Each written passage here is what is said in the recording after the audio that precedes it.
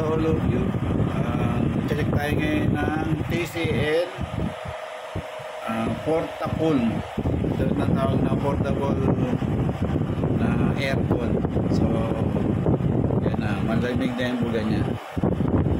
So problema kasi dito hindi na lumalamig eh. Kaya hindi na nga lumalamig, mainit na buga pa yung lumalabas.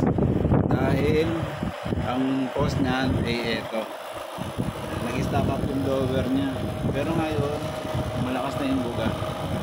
Then malakas na rin yung tama-tama yung ulat na compressor.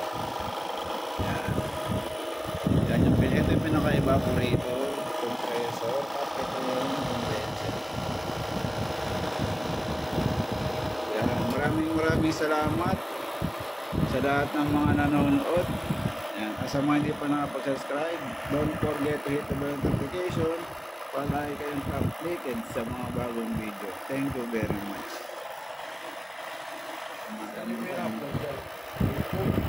Sa YouTube.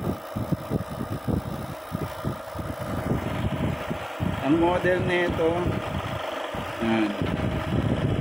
Ito ang model niya. TCL. Kita nyo ba?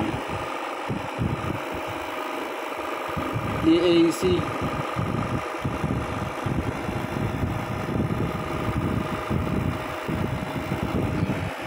Ang model niya.